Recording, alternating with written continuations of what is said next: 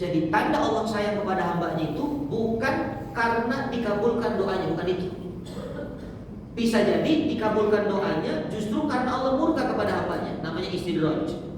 Orang istidraj itu kan doanya dikabulkan, minta ini dikasih, minta itu dikasih, tapi nggak pernah bisa sholat, nggak pernah bisa ngaji, nggak pernah bisa beramal soleh.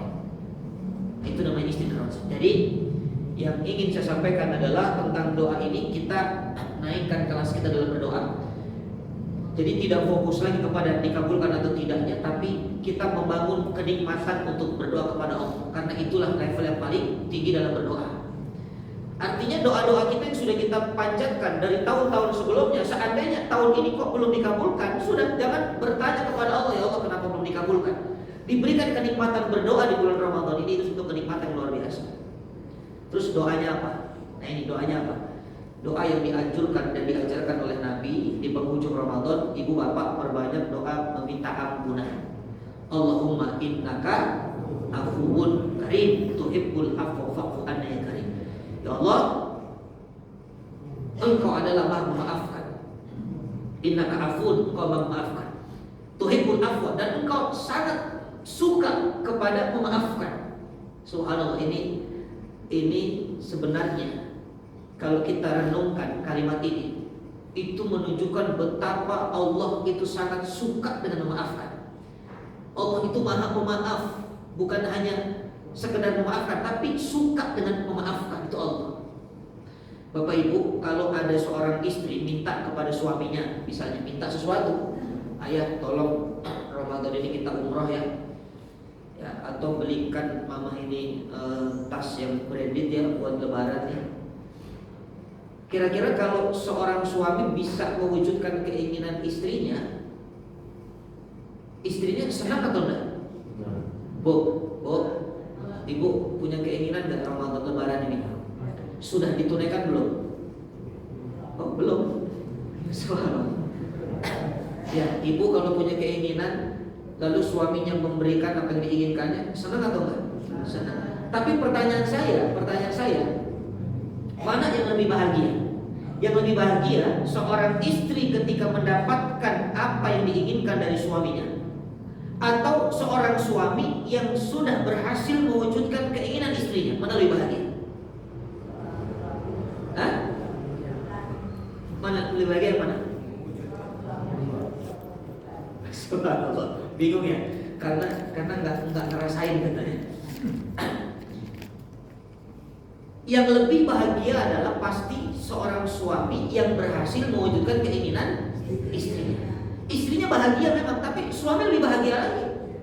Ya, orang tua anaknya punya cita-cita menjadi seorang dokter, dikuliahkan di kedokteran, biayanya mahal. Anaknya jadi dokter, senang nggak anaknya? Senang. Tapi orang tuanya lebih senang lagi karena sudah berhasil mewujudkan cita-cita anak-anaknya. Betul? Itulah Allah. Jadi kalau ada hamba Allah yang minta ampunan dan diampuni, senang gak hamba Allah itu? Senang. Tapi Allah jauh lebih senang ketika Allah memberikan ampunan kepada hamba. Itulah kalimat innaka afuwun tuhibbul afwa. Makanya perbanyak doa ini ya, karena kita ini, mohon maaf, ibadah dari awal Ramadan kemarin sampai sekarang ini, yakin gak ibadahnya sudah sempurna? Yakin? Kayaknya jauh ya. Kita kan cuma angan-angan aja tuh mau khatam Quran 15 kali. Ternyata satu kali pun bacanya sambil ngantuk-ngantuk. Kadang kelewat tuh, padahal satu lembar tuh belum dibaca karena ketiduran tuh, lewat. Ya, cita-citanya mah tinggi. Awal Ramadan kemarin mau itikaf full. Ternyata itikaf cuma dapat satu kali misalnya. Nah, maka untuk menyempurnakan itu ya sudah, ini sudah penghujung Bapak Ibu, nggak ada lagi cara kecuali minta ampunan. Sami'na wa ata'na ghufranaka rabbana wa ilaikal masir. Sudah, itu kuncinya. Dan substansi dari semua ibadah itu adalah meminta ampunan kepada Allah. Itu endingnya. Makanya ketika sholat, duduk di antara dua sujud, kalimat pertama diucapkan itu adalah Rabbighfirli. Rabbighfirli itu yang pertama kali. Rasulullah itu ketika Fatu Mekah. Nabi ketika Fatu Mekah itu kan kebahagiaan buat Nabi dan para sahabat karena berhasil untuk kembali ke tanah kelahiran. Tapi yang Allah perintahkan saat itu bukan pesta, bukan. Allah nggak katakan Muhammad masuk kota Mekah nanti pesta makan-makan dengan para sahabat syukuran karena kembali ke tanah kelahiran, ya, dengan kambing guling, ya, nasi kebuli, nasi mandi, tidak begitu. Tapi yang Allah perintahkan kepada Nabi SAW ketika masuk kota Mekah, apa kalimatnya? Fasabbih bihamdi rabbika wastaghfir innahu kana tawwab. Bertasbih, sucikan Allah, puji Allah dan istighfar, minta ampunan kepada Allah. Makanya sadar betul bahwa kita ini makhluk yang tidak mungkin sempurna dalam beramal soleh. Jadi tidak ada cara kecuali meminta ampunan kepada Allah. Mudah-mudahan dengan ampunan itu apa? Allah sempurnakan seluruh ibadah kita di bulan Ramadan dan mendapatkan predikat medali ketakwaan karena disebabkan dari dosa-dosa kita diampuni Allah Subhanahu wa taala. Amin. Ya rabbal alamin. Oke, itu yang ketiga. Yang keempat, ya, kata ulama, apa yang kita lakukan di penghujung Ramadan ini? Yang keempat, pasti adalah iktikaf. Iktikafnya diperbaiki lagi niatnya, karena iktikaf itu sebenarnya adalah memutuskan koneksi dengan makhluk tapi membangun koneksi dengan Khalik. Itu namanya iktikaf. Ya, iktikaf dengan mengisi aktivitasnya dengan amal soleh, dengan kebaikan-kebaikan. Tidak hanya sekedar kumpul di masjid, ya, ngobrol sama teman, atau scrolling sosial media, tapi fokus putuskan hubungan dengan manusia, membangun hubungan dengan Allah. Itu namanya iktikaf. Ya, kenapa? Karena Rasulullah ketika di penghujung Ramadan, Nabi syadda mizarahu, Nabi kencangkan sarungnya. Kata ulama ini adalah kinayah, bahasa kinayah li'ib tidak nisa, untuk menjauhkan dari perempuan, dari istri-istrinya. Makanya Rasulullah itu ketika 10 Ramadan Nabi tidak pulang ke rumah, Nabi buat tenda. Kenapa? Karena Nabi tidak mau menggauli istri-istrinya. Padahal istri Nabi ada berapa? 9, Pak. Iya, 9. Ini satu aja susah ditinggal. Ya. Jadi harusnya kita lebih hebat lagi, bisa meninggalkan istri untuk iktikaf karena istrinya cuma 1. Nabi 9, Pak, ditinggal. Bahkan istri-istri Nabi itu gak ada yang ikut iktikaf bersama Nabi. Kenapa? Nabi melarang. Karena pernah datang istrinya ketika iktikaf, bukan khusyuk iktikaf tapi mencuri-curi perhatian Nabi. Istri yang satu minta diperhatikan, nanti yang satu lagi bawa makanan minta diperhatikan. Makanya Nabi tidak fokus, sudah gak usah iktikaf. Nah, kalau kita istri satu ya gak apa-apa dibawa juga, karena gak ada yang cari-cari perhatian, gak ada kompetitor, Pak. Subhanallah. Jadi kalau yang gak bawa istri, ya mungkin istrinya 4, mungkin. Jangan suudon juga, subhanallah. Atau mungkin gak punya istri memang dia, subhanallah. Nah, jadi itu Rasul tuh tidak intisab. Padahal berhubungan suami istri itu ibadah, tapi Nabi tinggalkan itu. Tapi Nabi tidak egois, Pak. Nabi juga wa'ai qadha ahlahu. Nabi membangunkan keluarganya, telepon istrinya, telepon anaknya, bangunkan, ajak sholat malam, ajak qiyamul lail. Itulah konten daripada iktikafnya Rasul Shallallahu Alaihi Wasallam. Ya, Bapak Ibu dalam hati Allah, iktikafnya, penutupnya, kita pasti berharap semuanya yang menselebrasi Ramadan ini berharap mendapatkan satu malam kemuliaan namanya Lailatul Qadar.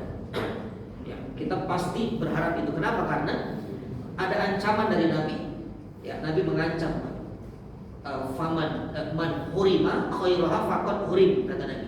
Salah satu keutamaan Ramadan adalah fihi lailatul khairun min alfi syahr. Di dalamnya ada satu malam lebih baik dari 1000 bulan. Man hurima, siapa yang terboikot ya dari malam itu, kebaikan di malam itu, siapa yang terboikot dengan kebaikan di malam itu, faqad urim, maka hakikatnya dia telah kehilangan semua kebaikan dalam kehidupan. Naudzubillah. Makanya paling rugi itu kalau nggak beramal soleh di 10 akhir Ramadan sekecil apapun. Bahkan kata Sayyidut Tabi'in, Sa'id bin Musayyib, ya, Sayyidut Tabi'in itu tuannya Tabi'in. Ada yang bertanya kepada beliau, ya, Sa'id, apa ciri orang mendapatkan Lailatul Qadar itu? Apa cirinya? Karena masyarakat kita banyak salah paham. Dia kira atau masyarakat kita mengira orang yang mendapatkan Lailatul Qadar itu yang dibuka tabir gaib dalam dirinya. Tiba-tiba besok pagi bisa lihat tuyul, nah itu tuh. Dia bisa lihat pohon lagi sujud katanya. Dia bisa menerawang masa depan. Dia wajahnya bercahaya. Kalau wajah bercahaya hati-hati tuh, ya. Wajahnya Cina, kulit Afrika, Cika. Muka Cina, leher Afrika. Itu kan skincare-nya belum sempurna itu. Jadi bukan Lailatul Qadar itu, ya. Nah, ini kesalahan dalam pemahaman, ya. Masyarakat kita mengatakan dihubung-hubungkan ketemu Lailatul Qadar dengan dibukanya tabir gaib. Bukan itu. Jadi Lailatul Qadar itu adalah bicara tentang kualitas pahala yang Allah berikan. Sama dengan kita beramal soleh. Bapak Ibu kalau sholat di tanah haram, memang apa tandanya, apa efek buat diri kita? Terus tiba-tiba setelah sholat di tanah haram kita bisa melihat yang gaib, itu kan enggak. Kualitas pahala itu sama. Lailatul Qadar itu kualitas pahala. Makanya kata Sa'id bin Musayyib dikatakan, ya, siapa yang sholat maghrib dan isya, nah lihat kalimatnya, siapa yang sholat maghrib dan isya, maka hakikatnya dia sudah mendapatkan sebagian dari Lailatul Qadar. Jadi nggak berat-berat tuh Pak, karena maghrib dan isya itu sudah pasti masuk waktu malam, ya kan? Waktu malam diawali dari kapan? Maghrib. Jadi kalau bapak ibu maghrib sudah sholat, isya juga sholat, itu sudah mendapatkan sebagian percikan Lailatul Qadar. Nah, ini artinya Allah tuh nggak memberatkan, nggak harus yang ingin memburu Lailatul Qadar itu di masjid. Karena kasihan yang kerjanya itu malam, jaga kantor, security. Berarti kalau Lailatul Qadar hanya di masjid, security nggak dapat Lailatul Qadar. Berarti profesi paling merugikan itu. Kalau Lailatul Qadar hanya di masjid, ibu-ibu yang menstruasi, kasihan Pak, nggak ketemu Lailatul Qadar. Jadi jangan jangan berkecil hati, karena kesempatan Lailatul Qadar bukan Allah hanya memberikan di masjid, tapi dimanapun bumi Allah ini, selama kita punya iman dan kita melakukan amal soleh karena iman, karena ihtisaban, pasti kita mendapatkan kualitas amal yang nilainya lebih baik dari 1000 bulan. Maka Bapak Ibu dirahmati Allah, sisa waktu ini, ya, kita gunakan sebaik mungkin. Siangnya gunakan istirahat Pak, tidur siang supaya malam bisa qiyam. Niatnya tidur siang untuk supaya bisa qiyam, itu menjadi niat ibadah. Ya, jangan tidurnya hanya sekedar tidur, melepaskan penat, capek, lelah tanpa ada niat untuk melakukan qiyam. Ya, maka mudah-mudahan dengan amalan-amalan ini Allah memberikan kita nilai yang maksimal untuk kita menyelesaikan Ramadan kita, sehingga menutup hari-hari Ramadan ini dengan husnul khatimah. Amin ya rabbal alamin. Saya kira ini karena keterbatasan waktu, sudah jam 6.20 ya. Oh, sudah maghrib ya. Oh, ini subuh atau maghrib? Suka lupa nih kalau pagi.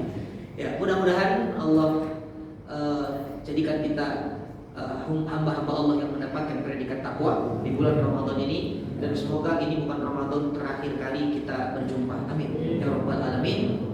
Ada pertanyaan? Oh, ternyata ada. Silakan.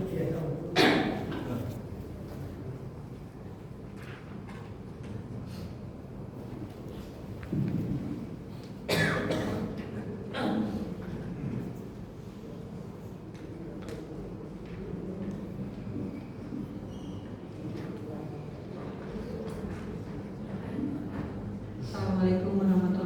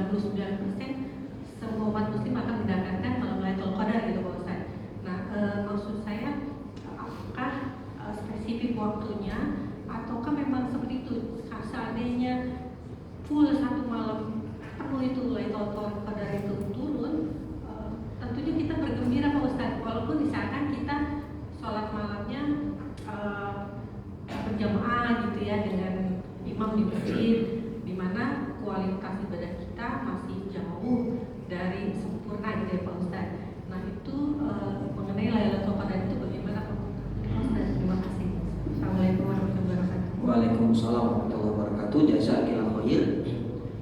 Ya, namanya Lailatul Qadar.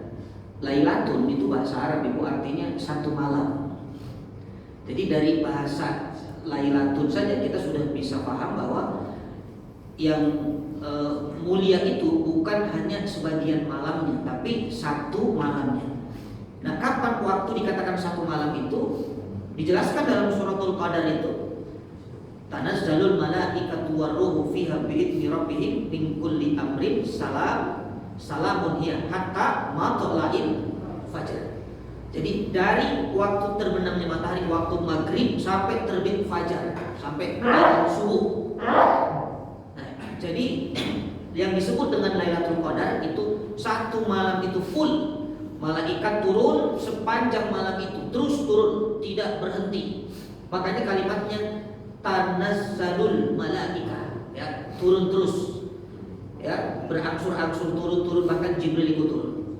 Dan kalau ditanya, ini artinya kemudahan bagi kita untuk berpotensi mendapatkan Lailatul Qadar. Betul, iya, ini kemudahan bagi kita karena Allah tidak membatasi malamnya. Kalau Allah membatasi hanya sepertiga malam atau hanya di akhir malam, itu akan repot, Pak.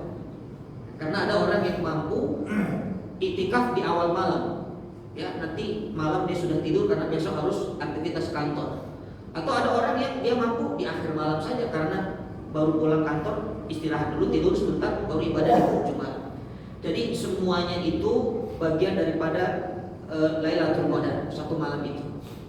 Nah, ini kabar gembira. Tapi walaupun ini kabar gembira, ternyata masih banyak umat Nabi yang melalaikan, ya kan? Padahal satu malam tuh, apalagi kalau dibatasi malamnya, lebih susah lagi kita mencari. Makanya tadi kata ulama, kata Said bin Musayyib tadi, siapa yang sholat maghrib dan sholat isya saja itu sudah mendapatkan bagian dari Lailatul Qadar.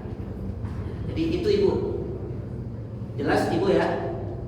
Syukran, Allah ibarik. Silakan. Terima kasih Pak Ustaz. Sama-sama. Atas waktunya. Yang tadi Pak Ustaz jelaskan bahwa apabila Allah mengabulkan doa-doa kita, bukan berarti Allah itu memberikan kasih sayang terhadap orang tersebut. Nah, yang saya akan tanyakan, bagaimana cirinya bahwa doa itu dikabulkan dan Allah itu mencintai dan menyayangi kita? Itu yang pertama.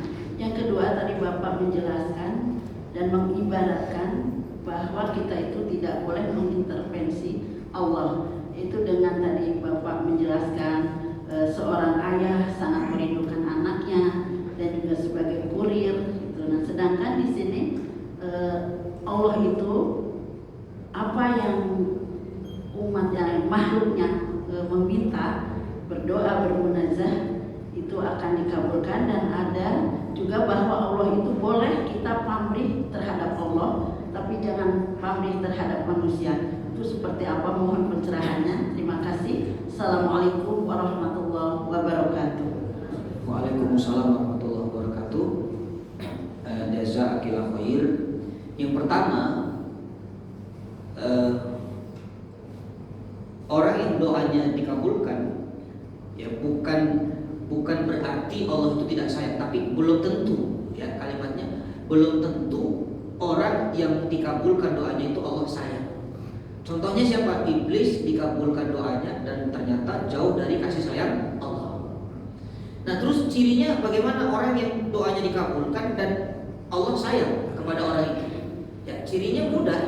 Ketika apa yang Allah kabulkan itu menjadikan dia semakin tambah syukurnya, tambah dekatnya, tambah ibadahnya kepada Allah. Itu tandanya. Ya, jadi semakin Allah kabulkan doanya, semakin lebih hebat lagi rasa syukurnya. Minta rezeki, semakin dibuka keran rezekinya, semakin kuat sedekahnya. Itu tanda Allah sayang ke ibu. Tapi kalau semakin dimudahkan keran rezekinya, semakin pelit, ya, bahkan dia semakin memanfaatkan hartanya di jalan yang Allah murkai, untuk maksiat, untuk judi, untuk modal-modal usaha yang haram. Itu tanda jauh dari rahmat Allah, bahkan itu laknat. Jadi ukurannya gampang. Apakah apa yang kita dapatkan dari hasil doa kita membuat semakin dekat dengan Allah atau tidak? Ya, Jadi kalau jauh dari Allah, apa didapatkan? Itu tanda istidraj. Ya, seperti Korun. Ya, Korun itu kan minta harta, Allah kasih, tapi setelah dapat harta pelit, disuruh sedekah zakat nggak mau. Nah, itu tanda orang yang doanya bukan sebagai tanda kasih sayang, tapi sebagai tanda murkanya Allah.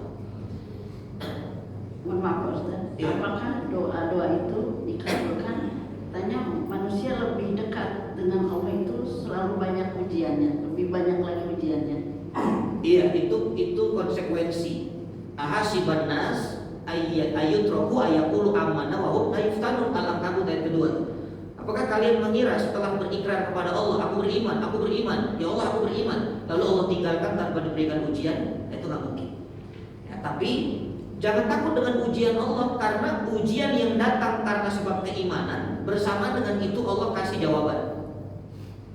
Nah, jadi nggak usah takut diuji sesuai dengan kapasitas kemampuan. La yukallifullahu nafsan illa wus'aha. Itu kan kaidahnya. Diuji bersama dengan kesulitannya ada kemudahan. Innama al-usri yusra. Ya, maka orang beriman itu ketika mendapatkan ujian, dia tidak jadi beban dan tidak takut dengan ujian, karena dengan keimanannya itulah yang akan memperkuat dirinya ketika menghadapi ujian.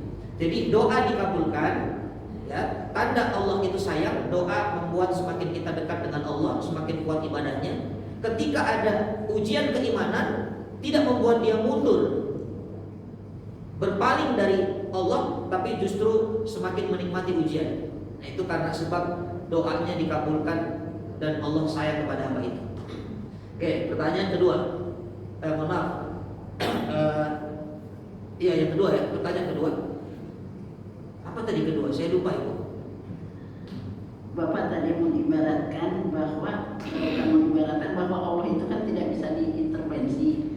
Bapak tadi mengibaratkan yang seorang ayah sangat kangen dengan anaknya, dan juga bahwa Allah itu pertanyaannya, sedang kita kan manusia itu pamrih hanya kepada Allah. Oke, pamrih kepada Allah. Baik.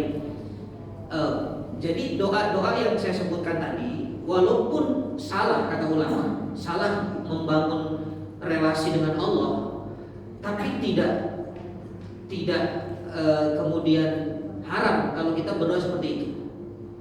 Ya, jadi memang ada manusia yang level doanya seperti tadi, menganggap Allah sebagai sales asuransi itu.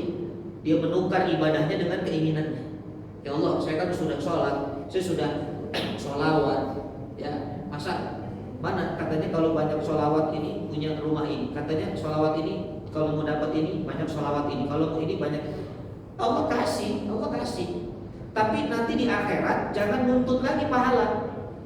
Ya Allah, kan saya dulu sholat mana? Loh, bukankah tahajud kamu sudah ditukar dengan ruko 12 pintu? Ya kan? Ya Allah, dulu kan saya sholawat, kok syafaat Rasul mana? Loh, kamu sholawat kan minta supaya jabatan karir kamu naik, kan sudah dikabulkan dulu. Nah, itu maksudnya menukar ibadah dengan keinginan. Itu namanya asuransi, itu premi transaksional. Nah, itu Ibu, bukan haram, bukan. Ya, tapi ada konsekuensinya. Jadi kalau dikatakan kita membahas ini, tujuannya supaya kita naik kelas dalam berdoa. Jangan lagi memikirkan dikabulkan atau tidak, tapi kita bangun supaya mendapat rasa lezat dan nikmat dalam berdoa kepada Allah. Bahkan sampai orang-orang soleh itu menyebutnya bukan lagi doa, bukan. Walaupun doa ini diksi Quran, nggak salah. Quran mengatakan doa, memang doa. Ya, ud'uni doa. Tapi orang-orang soleh karena dia cemburu, dia nggak mau disamakan dengan orang-orang yang levelnya doa itu. Maka dia punya istilah sendiri namanya munajat. Ya, munajat itu lebih intim. Kata ulama, munajat itu berdialog dengan Allah, hanya berdua-duaan tanpa ada orang ketiga yang mengganggunya. Dia nggak mau diganggu. Itu namanya munajat. Ya, jadi sekali lagi, ini bukan berarti walaupun keliru cara membangun hubungan dengan Allah, tapi bukan berarti ini haram. Silakan kalau ada yang berdoa model sales asuransi tadi, Allah kasih, tapi konsekuensinya di akhirat jangan tanya lagi pahala. Yang kedua, model mainan tadi, model mainan anak kecil yang dicari mainan, silakan. Allah kasih jabatan, Allah kasih. Tapi mainan itu gampang membosankan sesaat. Itu anak kecil tadi ambil mainan, saat itu saja senang. Bisa jadi besok mainannya rusak, dia nangis. Mainannya hilang, dia sedih. Sama tuh, dikasih jabatan, jabatannya bisa hilang kan? Bisa hilang, jabatan paling lama 5 tahun. Ya, kalau dia minta jabatannya, senangnya cuma 5 tahun ibu. Kalau minta harta bisa hilang. Ya, banjir harta hilang, kebakaran habis. Bisa hilang sekejap, senang-senangnya sekejap saja. Tapi kalau yang diminta Allahnya, itu selamanya nggak akan pernah kehilangan. Ya, jadi itu apa ya, lebih kepada mengupgrade lah. Jadi saya kira itu mudah-mudahan bisa dipahami ya. Syukran Allah barik. Boleh pamrih terhadap Allah ya Pak? Boleh, boleh. Kata Imam An-Nawawi, niat itu terbagi 3. Yang paling rendah itu niat beribadah karena takut dengan neraka Allah. Level kedua, niat beribadah karena ingin mendapatkan balasan surganya Allah. Tapi niat paling tinggi beribadah bukan karena takut neraka, bukan karena mengharap surga, tapi karena perintah Allah. Jadi seandainya pun gak ada surga neraka, dia tetap ibadah. Karena ibadah itu hakikatnya adalah perintah Allah. Makanya dalam berdoa, kalau kita berdoa itu masih dalam 3 doa tadi, itu bukan penghambaan sebenarnya. Karena doa itu mukhul ibadah. Doa itu kan saripati ibadah. Kenapa disebut saripati ibadah? Karena ibadah itu hakikatnya menghamba, penghambaan. Doa itu hakikatnya adalah membuktikan kehambaan. Tapi kalau doanya menjadikan Allah seperti sales asuransi, seperti kurir paket, seperti mainan anak-anak tadi, maka itu bukan menghamba, tapi itu mendikte Allah. Makanya niat kita ada di level mana? Ya, ibu ada di level takut dengan neraka, silakan. Itu niat juga. Ya, tapi level paling rendah. Atau berharap pahala, pamrih. Ya Allah, saya mau sholat karena mau surga. Saya mau sholat, saya mau haji karena mau surga. Silakan. Selama pamrihnya sama Allah, itu boleh. Tapi yang paling tinggi, kenapa kamu sholat? Karena perintah Allah. Udah selesai. Kalau sudah levelnya, kenapa kamu sholat? Karena perintah Allah, maka sudah tidak ada keraguan dalam diri. Kenapa? Karena apapun yang Allah perintahkan itu pasti kebaikan. Kenapa kamu nggak mau minum khamar? Kenapa kamu nggak mau judi? Bukan karena sekedar haram, tapi karena dilarang Allah. Ya kan, suami begitu. Ibu kalau punya suami ditanya, Mama kenapa nurut sama ayah? Karena ayah ngasih mama emas tiap bulan 1 ton. Itu kan ada tendensi. Suaminya akan mengatakan, oh berarti kalau emas berhenti, taatnya berhenti nih orang. Iya kan? Atau Mama kenapa nurut banget sama ayah? Dia takut ayah itu kalau marah galak. Jadi kalau nanti suaminya misalnya tidak marah lagi, dia nggak akan taat lagi. Tapi kalau dikatakan, kenapa mama nurut sama ayah? Karena perintah Allah. Udah selesai. Oh, suaminya tenang. Jadi mau suaminya ngasih emas ataupun suaminya tidak marah-marah lagi, dia tetap akan taat. Kenapa? Karena sumbernya dari perintah Allah. Nah, itulah kira-kira. Syukran. Baik, Bapak Ibu dan rahmati Allah, karena waktu ya, makin lama saya bicara tidak baik buat saya karena masih lama puasanya. Subhanallah. Ya, mudah-mudahan sekali lagi Allah ridha dengan majelis kita. Semoga Allah jadikan kita hamba Allah yang berkumpul di tempat ini, nanti Allah kumpulkan juga di surga yang berfirdaus. Amin amin amin. Kita sempurnakan dengan kafaratul majlis. Subhanallahumma wa bihamdika asyhadu an la ilaha illa anta astaghfiruka wa atubu ilaik. Jazakumullahu khair ala husni istima'ikum. Lakum minal buat doa. Assalamualaikum warahmatullahi wabarakatuh.